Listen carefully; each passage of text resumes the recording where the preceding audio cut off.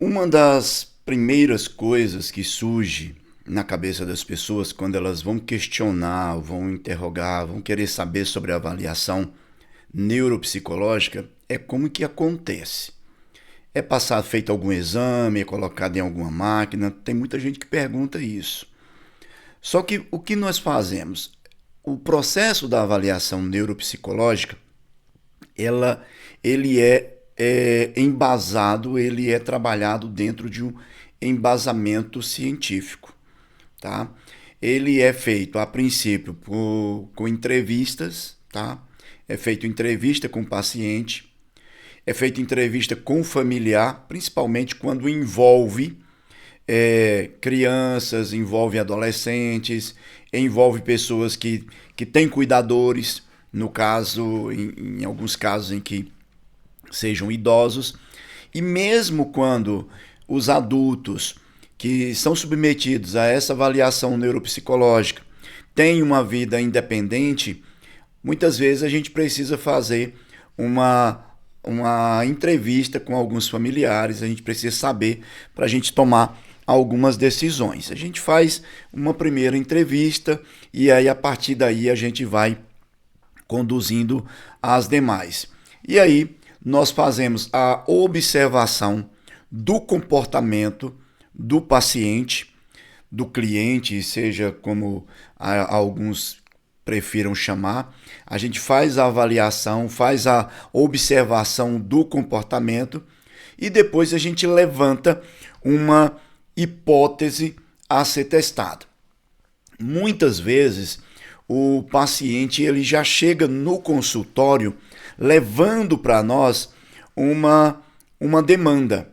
Ele já leva ali uma demanda. Exemplo, um pai ou uma mãe chega para nós e diz, olha, eu estou com algumas reclamações na escola sobre o meu filho está desatento, o meu filho está esquecendo muito, o meu filho, sei lá, não presta atenção, ou ele está com um comportamento muito de esquiva, ele não está se comunicando, ele está tendo alguns comportamentos que dentro do ambiente escolar, dentro daquele ambiente que ele se encontra, esses comportamentos eles estão inadequados. Eles estão se manifestando, eles estão aparentando, eles estão se manifestando de forma que está sendo visto de uma forma destoante. É algo que está diferente. E se está diferente, a gente começa a observar que não está normal. Então, às vezes, o paciente chega com essa demanda, principalmente de escola. Olha, ele está tirando nota baixa, ele não. Então a gente vai começar a partir dessa demanda. A partir dessa demanda, tem as entrevistas, observação do comportamento, então a gente vai trabalhar uma hipótese a ser testada. A partir daí, a gente tem, dentro do nosso escopo de trabalho, a gente faz uma seleção de instrumentos para serem trabalhados com aquele paciente. Esse tipo de instrumento envolve testes, avaliações, escalas, questionários, mas não tem nada de exame neste período, neste processo de avaliação neuropsicológica, não tem nada de exame com máquina, essa coisa toda. É através desses instrumentos, da habilidade clínica, da habilidade profissional do psicólogo, neuropsicólogo que esteja fazendo o processo de avaliação. Feito isso, confirmado ou não aquilo que foi levado da escola ou que foi levado pelo paciente, a gente toma outras decisões para que sejam realizadas dentro das outras sessões, dentro dos outros encontros, tá? Algumas vezes, principalmente quando envolve crianças, alunos, a gente pega caderno, a gente pega alguns outros materiais complementares, a gente faz entrevista com os profissionais da educação, onde o aluno está ali. Isso vai depender muito de como o profissional vai enxergar, vai ver ali aquele paciente dentro do primeiro, nos processos iniciais, tá certo? Demora muito, uma avaliação neuropsicológica demora muito. A gente costuma trabalhar dentro de um prazo de 8 a 12 sessões, tá? De 8 a 12 sessões, porque nós temos aplicação de instrumentos e tal. Posterior aos encontros que a gente tem com o paciente, nós temos um processo de produção, de confecção do laudo. Tá? A gente vai confeccionar todo o laudo, colocar ali as nossas inferições, colocar ali os resultados dos testes, colocar a nossa avaliação, o nosso olhar clínico.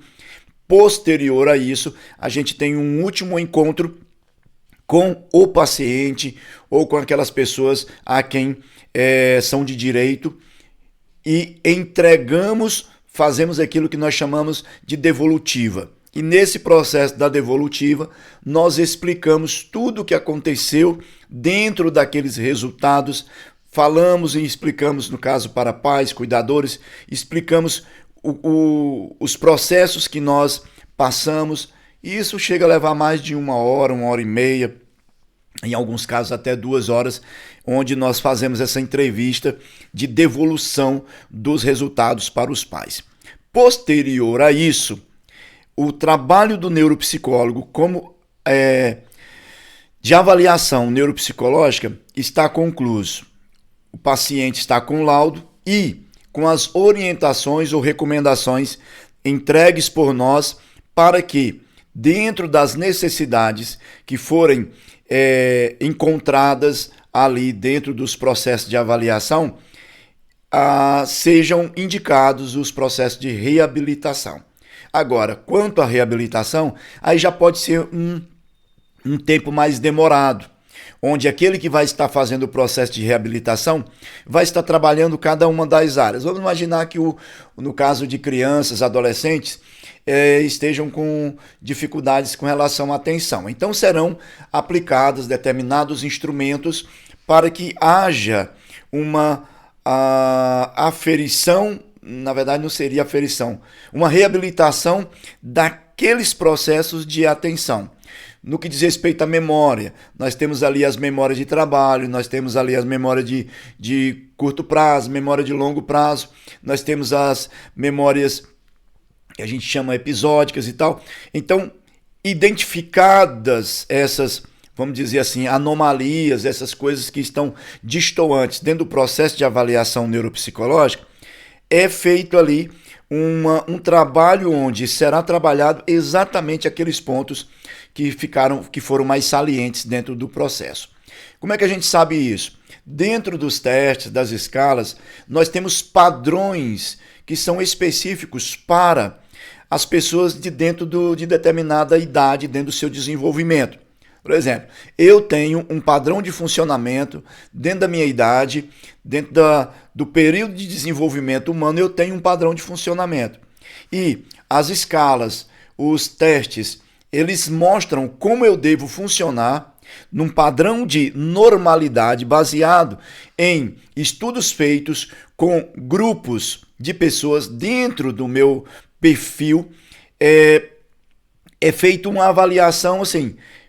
Francisco, dentro da idade que ele tem, ele precisa funcionar numa questão mais normal, ele precisa funcionar dentro desses parâmetros, dentro dessas porcentagens, dentro desses percentis, dentro desses scores. Ele tem que funcionar aqui nesse nível. Se pendeu para a esquerda ou pendeu para a direita, fora desses níveis de normalidade, então ele já tem algo tanto para cima ou algo tanto para baixo e que aí precisa se fazer uma readequação. Ou seja, existem aí perfis, tá? Perfis psicológicos ou perfis cognitivos, tá? Que cada um de nós tem dentro de uma fase do desenvolvimento. Uma criança de 6 anos, ela tem um perfil cognitivo em relação à memória e à atenção que uma criança de 3 anos não tem. E ela tem um perfil cognitivo que uma criança de 10 anos não tem.